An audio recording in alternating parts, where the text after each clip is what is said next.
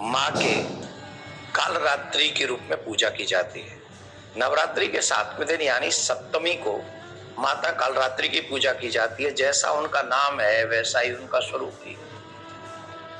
खुले हुए बाल, अमावस की सी रात से भी काली माँ कालरात्रि की छवि देखकर भूत प्रेत दूर भाग जाते हैं।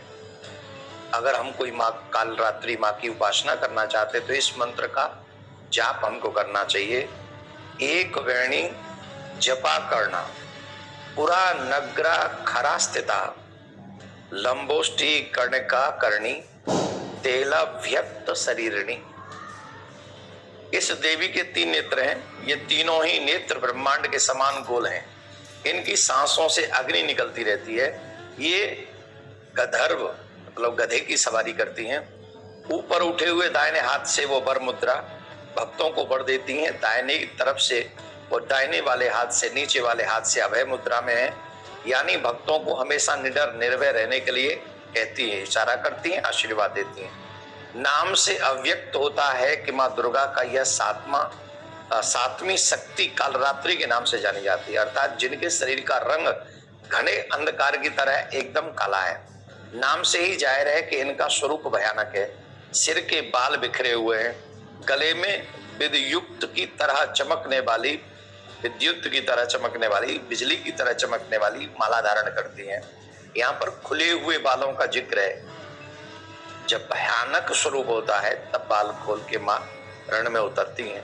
तो नवरात्रों में देवी के मंदिरों में जो बाल खोल के जाती हैं माताएं, उनको थोड़ा सा सावधान होना चाहिए। मंदिरों में, किसी भी उत्सवों में, शादी में, नामकरण में या कथाओं में हमको बाल खोल के नहीं जाना चाहिए। इसे अपशगुन माना गया है। ठीक है, तो इस बात को यह नोट कर लें कि माँ रण में अपने बाल खोलकर दुष्टों का दमन करती है, तो बाल खोलना अशुभ माना गया है। इसको थोड़ा सा ध्यान रखें।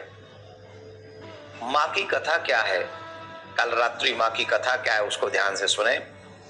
जब देवासुर संग्राम हो रहा था, देवता और असुरों का युद्ध हो रहा था, उस समय दैत्य शुंभ, निशुंभ और रक्तबीज, इनके भयानक युद्ध से देवता डर गए थे, भयभीत हो गए थे और वो शंकर भगवान के पास में दौड़े दौड़े गए थे।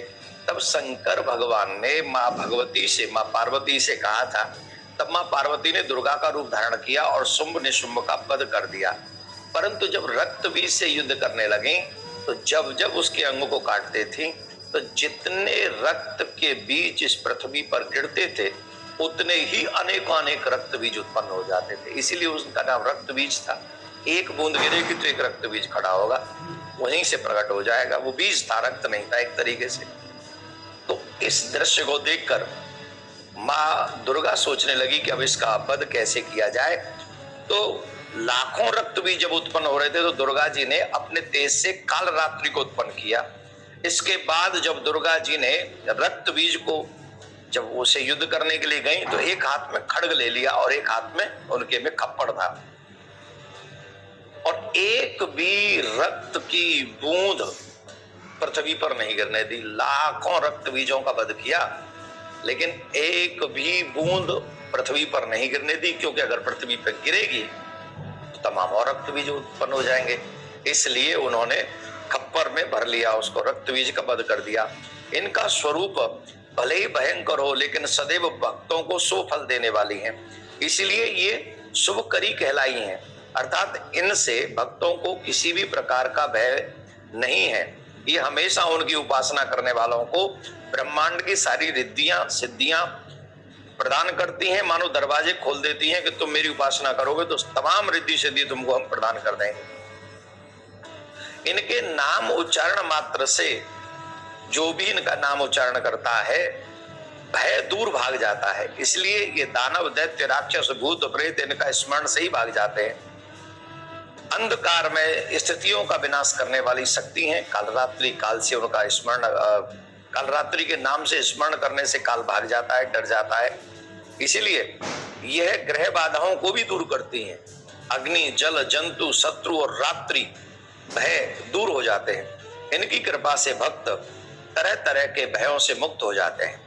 नवरात्रि के 7वें दिन माँ कालरात्रि की पूजा करना, उनकी अर्चना करना बहुत शुभ होता है। माँ कालरात्रि की पूजा करने से जिन जातकों की कुंडली में शनि दोष होता है उसमें बहुत बड़ा लाभ मिलता है। अब ध्यान से सुने कि माता जी के अगर हमें कोई बीज मंत्र चाहिए कालरात्रि को भजन मनाने का, तो कौन सा मंत्र हम जाप करें जिससे माँ कालरात्रि प्रसन्न हो? तो कालरात्रि माँ के जाप का जो बीज मंत्र है हम बता रहे हैं, आप ध्यान से सुने। ओम ऐं ह्रीं क्लीं कालरात्रै नमः। एक बार पुनः सुन ले। ओम ऐं ह्रीं क्लीं कालरात्रै नमः। इसकी कम से कम 11 माला हमको करनी चाहिए। माँ कालरात्रि को भोग में क्या पसंद है, उनको भोग क्या लगाएं? उनको भोग लगाने के लिए या गुड़ का भोग लगाएं या गुड़ से बनी हुई मिठाइयों का भोग उनको लगाना चाहिए। पुष्प की बात करेंगे तो वही पुष्प गुड़ेल का और लाल पुष्प ही उनको अर्पण आप करें, वही ज्यादा शुभ रहेगा। एक विशेष बात हम आपको बता दें, जो लोग 7वें रूप में नवरात्रि के जो 7वें दिन माँ की पूजा होती है कालरात्रि की, जो कालरात्रि माँ का पूजन करते हैं, जाप करते हैं, माँ का बड़ा ही कृपा उनके ऊपर होती है। उन भक्तों के ऊपर वो कृपा तो करती हैं, साथ में उनकी अकाल मृत्यु का हरण कर लेती है। उनकी अकाल मृत्यु नहीं हो सकती। अकाल मृत्यु भयहरणम, अकाल मृत्यु का नाश कर देती है। तो आप भी श्रद्धा पूर्वक कालरात्रि माँ की पूजा करें, अपने बच्चों से कराएं, मंत्र अगर हो सके तो उनका जाप कराएं। जिन घरों में बीमारियां ज्यादा होती हैं, भूत प्रेत की ज्यादा बाधाएं रहती हैं, उनके घर में बड़े ढंग से माँ कालरात्रि की पूजा करके हमको इन सब बाधाओं से बचना चाहिए। भगवान आपको मंगलमय रखे, भगवान आपको प्रसन्न रखे, सुख संपत्ति प्रदान करे। माँ कालरात्रि आपके शोक भय, शत्रुओं के भय से मुक्त करे, आपको आनंद प्रदान करे। राधे राधे।